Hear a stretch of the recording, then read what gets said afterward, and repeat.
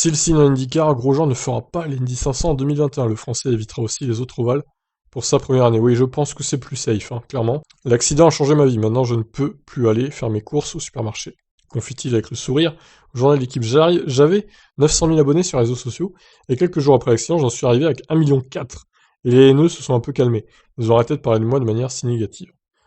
Maintenant, le pilote de 34 ans envisage la prochaine étape de sa carrière en course automobile, et il serait sur le point de signer avec Delcon Racing en IndyCar. Pendant un mois, je me suis dit que je pourrais sauter la saison et ne pas courir du tout, même si j'aimerais pas ça. Il y a des choses que je ne ferai jamais.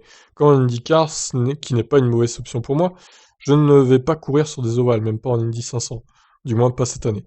Mais je ne sais pas ce que l'avenir nous réserve. Avant l'accident, j'aurais couru sur des ovales sans aucun problème, et maintenant, je vais attendre sur ce point. Le Français estime qu'il était important pour lui qu'il entre dans sa phase post-Formule 1 de sa vie avec des choses mises au clair. Maintenant, les gens me prennent pour le gars qui est sorti du feu parce que je suis un pilote qui se donne à fond. Oui, j'ai fait des choses stupides, j'ai pris beaucoup de risques, mais je n'ai jamais eu de voiture rapide comme une Mercedes. J'ai toujours dû attaquer. Ah non, ça ne se dit pas, messieurs, dames. J'ai toujours dû attaquer. J'apprécie ce changement de perception. Ça n'a pas été toujours comme ça. Les gens ont commencé à comprendre que notre travail est notre passion. J'ai presque donné ma vie pour gagner 3 positions alors que je me battais pour la 19e place. C'est vrai que vu comme ça paraît con, hein.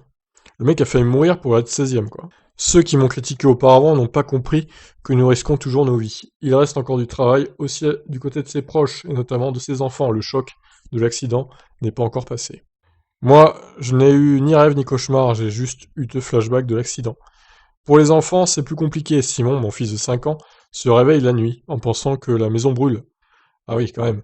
Quant à son grand frère, Sacha 7 ans, il aimerait que je fasse un sport moins dangereux. Il m'a proposé de faire du tennis, comme on fréquente beaucoup Gaël, mon fils, qui est voisin, ou alors de devenir artiste. Bah, il est bon dans la cuisine, un gros Jean, pourquoi pas cuisinier, tiens. Ça pourrait être une idée, ça aussi, hein.